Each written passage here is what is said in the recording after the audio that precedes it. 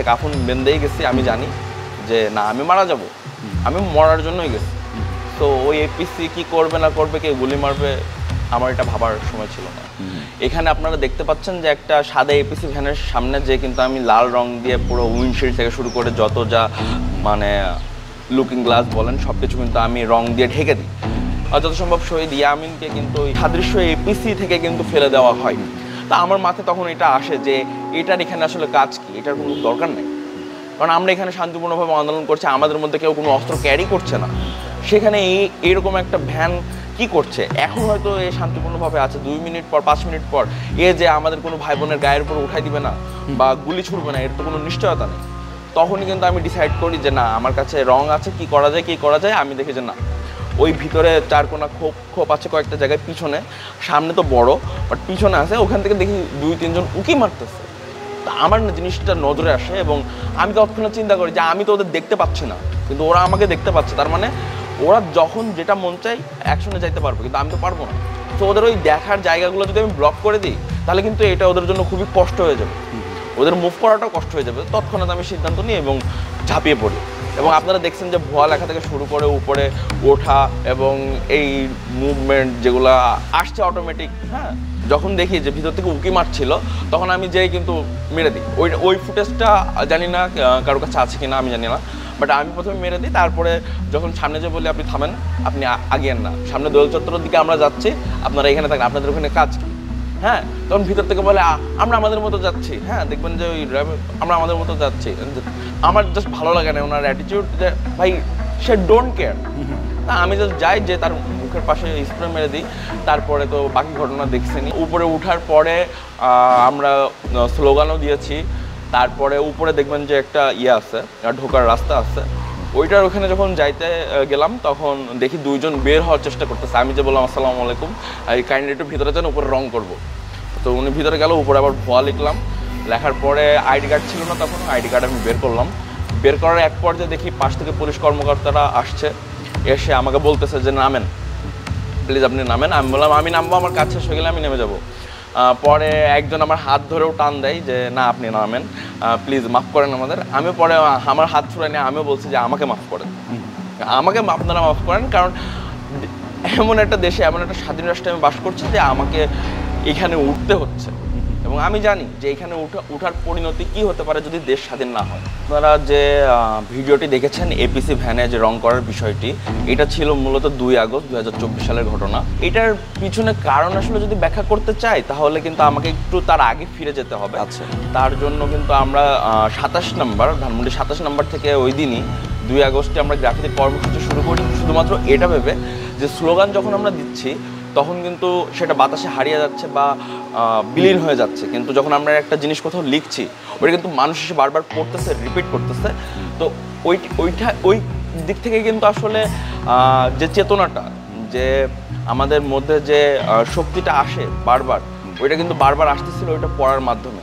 তো আমরা কিন্তু ওই কর্মসূচি যখন শুরু করার এক পর্যায়ে আমরা 27 নম্বর থেকে শুরু করে যখন প্রেস ক্লাবের উদ্দেশ্যে রওনা দিই এবং প্রেস ক্লাবে যখন দেখি যে একটা না বিশাল বড় একটা সংযোগ মেলা স্থাপন হচ্ছে এই জায়গায়, তো তখন আমরা ভাবি যে না, এখানেও আমরা বড় পরিসরে আসলে গ্রাফিতি করব। তো গ্রাফিতি করার এক পর্যায়ে রং শেষ হয়ে যায় এবং আমি তৎক্ষণাৎ আবার ক্রাউড ফান্ডিং এবং আমাদের কাছে যা টাকা পয়সা ছিল ওইটা দিয়ে কিন্তু আবার পুনরায় রিসাপ্লাই আনতে যাই। তো রিসাপ্লাই আনার পরে যখন দেখি যে আসলে এইখানে আমার যারা বন্ধুরা ছিল তারা এগিয়ে গেছে, তখন আমি ওদের যখন খুঁজতেছি এর মাঝখানে দেখি যে এই এপিসি ভ্যান এবং আন্দোলনরত যারা ছিল তারা কিন্তু সকলেই শান্তিপূর্ণভাবে অবস্থান করছিল এবং তাদের মধ্যে এমন কেউই নাই যাদের হাতে আপনি অস্ত্র বা কোনো কিছু দেখবেন।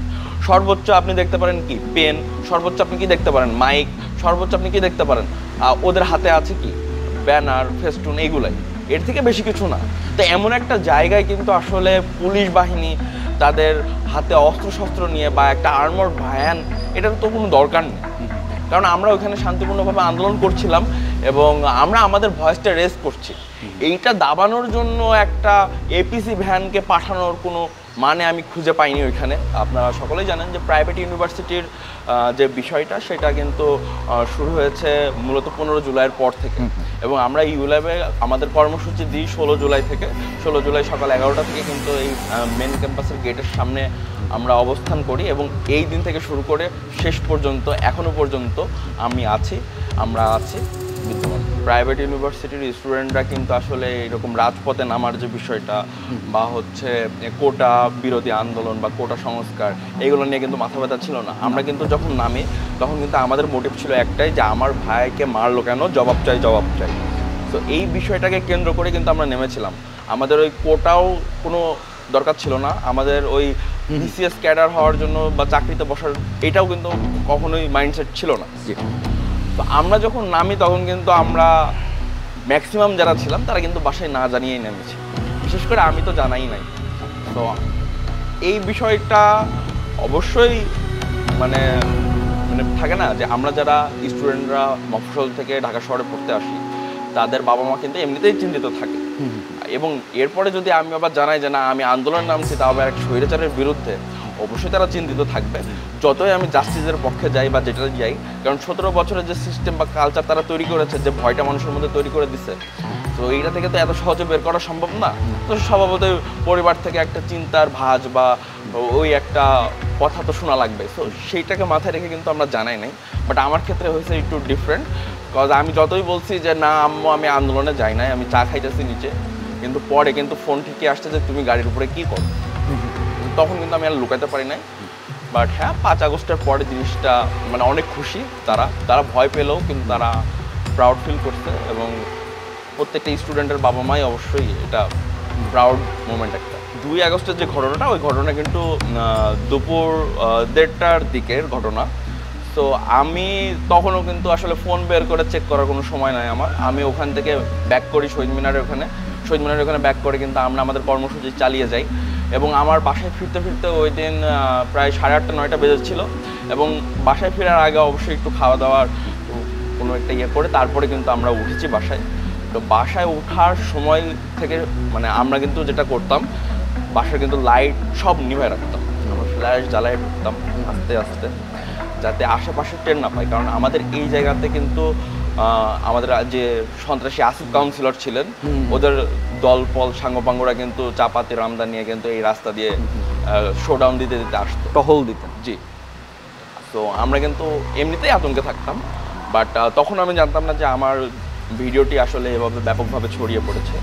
পরে আমার এক বন্ধু যখন আমাকে জানায়, তখন আসলে আমি একটু চিন্তা করা শুরু করি যে যেহেতু এটা হয়েছে তার মানে yes I am gonna get some কলস, কিছু কল আমার কাছে অবশ্যই আসবে, এখান থেকে না হোক আগে নয় পরে। হ্যাঁ, আগে নয় পরে আমার হোম টাউন থেকে অবশ্যই আসবে, কারণ ওখানে তো সবাই চিনে আমাকে। অ্যান্ড যেমন ভাবনা সেমন কাজ, রাতের বেলা থেকেই কল আসা শুরু, মেসেজ আসা শুরু, এবং আমি টেকনিক্যালি যেভাবে পেরেছি অ্যাভয়েড করেছি এবং জিনিসটাকে অন্যভাবে ঘুরিয়ে দেওয়ার চেষ্টা করেছি, এবং 5 আগস্ট পর্যন্ত কিন্তু আমি এটা কন্টিনিউ করি, এবং আমি আমার লোকেশন কিন্তু শিফট করি, সাফল করি বারবার। আর 5 আগস্টের ঘটনা যদি যাই, 5 আগস্ট তো একেবারে কড়া কারফিউ ছিল, মানে সেনাবাহিনীরা এমনভাবে ব্লক করে রেখেছিল রোড, যে আমি যে এই রোড দিয়ে এই রোডে যাবো এটার কোনো পরিস্থিতি ছিল না। আমার এই মোহাম্মদপুর থেকে শাহবাগ পৌঁছাইতে টাইম লাগছে 3 ঘন্টা বাইকে করে। তো ওই দিন আসলে খুবই আতঙ্কে ছিলাম, কারণ তার আগের দিন 4 আগস্টে এমন যুদ্ধ করেছি সেটা আসলে বলার মতো না। ওইটা মানে জিগাতলাতে আমরা যখন যুদ্ধ করেছি তখন আমি ধরে নিয়েছিলাম যে আমরা শেষ, পরের দিন যদি নামি আমাদের আর পাওয়া যাবে না, এমনই একটা ইয়ে ছিল। তো 5 আগস্ট যখন আমরা কোনো মতে ওই ব্লকেট ভেঙে ঢুকতে পারি, এবং একটা পর্যায়ে যে দেখি যে না আমার ফোনে যত ডাটা ছিল ওইগুলো ওয়াইপ করে দেওয়া হয়েছে, আমি খুবই আতঙ্কে ছিলাম। বাট পরক্ষণে যখন জানতে পারি যে ওয়াকার আসবে এবং একটা বক্তৃতা দিবেন, তখন আমরা একটু চিন্তা করা শুরু করলাম যে আসলে এখন কি তাহলে সেনাপ্রধান বা সেনাবাহিনী ক্ষমতা নিবে বা কিছু এমন কিছু, আমরা একটা হোপ পাওয়া শুরু করলাম। তার কিছুক্ষণ পরেই শুনতে পেলাম বাতাসে যে হাসিনা পালাইছে। তো তাও আমরা বিশ্বাস করি নাই, কারণ এর আগেও এরকম অনেকবার সে ডাইভার্ট করার চেষ্টা করেছে, এবং আমরা এত সহজে মানি নাই আনটিল সব জায়গা থেকে কনফার্ম হলাম। তারপরেই আমরা ওই গণভবনের উদ্দেশ্যে যাত্রা করলাম, যখন জানতে পারলাম যে না সে আসলেই পালিয়েছে। পরে কিন্তু আমরা সকলেই একটা স্বস্তির নিঃশ্বাস ফেলতে সক্ষম হই এবং একসাথে সকলে কিন্তু ওই গণভবন এবং সংসদ ভবনের দিকে কিন্তু যাত্রা শুরু করি। এবং তখন কিন্তু আমরা দেখি নাই যে কেউ প্রাইভেটের ইউনিভার্সিটির, কেউ পাবলিকের, কে মাদ্রাসার, কে রিক্সাওয়ালা, কে ভ্যানওয়ালা, আমি সবাই একসাথে সেই হাসি মুখে কিন্তু যাত্রা শুরু করেছি এবং স্লোগান দিতে দিতে, যেটা আমাদের ছিল। আর ওই স্বস্তি কিন্তু মানে বলে বোঝানোর মতো না। ওই যে রিলিফটা যেটা কাজ করেছে আমাদের ভিতরে, ওইটা আসলে অকথ্য। বাট সন্ধ্যার পর পরে কিন্তু সেটা আবার ভিন্ন চিত্র নাই, কারণ সন্ত্রাসী যারা ছিল, যারা অপকর্মের সাথে লিপ্ত ছিল, তারা কিন্তু এই সময়টাকে একটা অ্যাডভান্টেজ হিসেবে নেওয়ার চেষ্টা করেছিল। যদিও আমরা সব ছাত্র সমাজ মিলে কিন্তু তার রুখে দেওয়ার জন্য রাতের বেলায় কিন্তু আবার নেমে পড়ি এবং সংসদ ভবন গার্ড দেওয়া থেকে শুরু করে এই বিভিন্ন জায়গায় টহল দেওয়া এবং ডাকাত প্রতিহত করা, এই সকল কিছুতেই কিন্তু আমরা যুক্ত ছিলাম। দেখুন, প্রকৃত যারা যোদ্ধা ছিলেন বা শুরু থেকে শেষ পর্যন্ত যারা মাঠ পর্যায়ে আন্দোলন করেছিলেন এবং সম্মুখ সারিতে থেকে আসলে ওই দৃশ্যগুলো পর্যবেক্ষণ করেছেন, তাদেরকে যখনই আপনি অ্যাপ্রোচ করবেন এই ঘটনাগুলো নিয়ে, তারা কিন্তু অবশ্যই ওই টাইমটাতে ফিরে যাবে, ফ্ল্যাশব্যাকে চলে যাবে। এবং ওই টাইমে ওরা যেটা ফিল করেছে, মানে বিষয়টা এমন ছিল, তৎক্ষণাৎ এমনভাবে আসছে, গুলি আসছে বা বোম আসছে, যে ওদের কিন্তু ওই টাইমে রিয়াক্ট করার সুযোগ হয় নাই। তারা যে আসলে কাঁদবে না দৌড়াবে না বাঁচাও বলে চিল্লাবে, এইটা ডিসাইড করার টাইমটুকু ছিল না।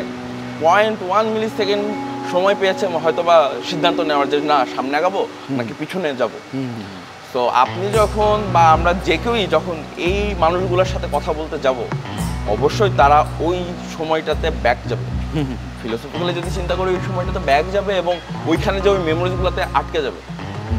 কিন্তু যারা ওই স্পিরিটকে বেঁচে ফেলেছে বা বিক্রি করে দিয়েছে, তাদের কাছে কিন্তু আপনি এটা পাবেন না। প্রথমত ছোট থেকে ফ্যামিলি থেকে এটাই শিক্ষা দিয়েছে যে অলওয়েজ জাস্টিসের পক্ষে কথা বলবা, এবং আমি ওইটাই শিখে আসছি। এবং দেখুন, এমন একটা পরিস্থিতি ছিল, বিশেষ করে এই 18 জুলাইয়ের পর থেকে যখন হচ্ছে ব্ল্যাক আউট হয়ে যায়, কারফিউ শুরু হয়, তখন এই মোহাম্মদপুরে যখন আমরা আন্দোলন করেছিলাম, এই দৃশ্য যারা দেখেছি, তাদের আসলে যে ভয়টা ভিতরে ছিল, ওই ভয়টা কিন্তু থাকার কথা না। কারণ একটা মানুষের একটা লিমিট থাকে, আপনি যখন ওই লিমিটটা ক্রস করে ফেলবেন, তার ওই জিনিসটা কিন্তু এফেক্ট করে না। তো আমার ক্ষেত্রেও সেম জিনিসটাই হয়েছে। এবং এত মৃত লাশ দেখার পরে আমার আর নিজেকে জীবিত মনে হয় না। তো আমি ওখানে গেছি, মাথায় কাফন বেঁধেই গেছি। আমি জানি যে না, আমি মারা যাব, আমি মরার জন্যই গেছি। তো ওই এপিসি কি করবে না করবে, কে গুলি মারবে, আমার এটা ভাবার সময় ছিল না। আগামী দেশকে আমি এমন একটা জায়গায় দেখতে চাই, স্বচ্ছতা আগে দরকার, জবাবদিহিতা। এবং অবশ্যই যে আমরা যে ট্যাক্স দিতেছি, আমরা যে রাষ্ট্রের জন্য কিছু করতেছি, এইটা যেন আমরা একটা ফিডব্যাক পাই। এটা প্রত্যেক নাগরিকের অধিকার বলে আমি মনে করি।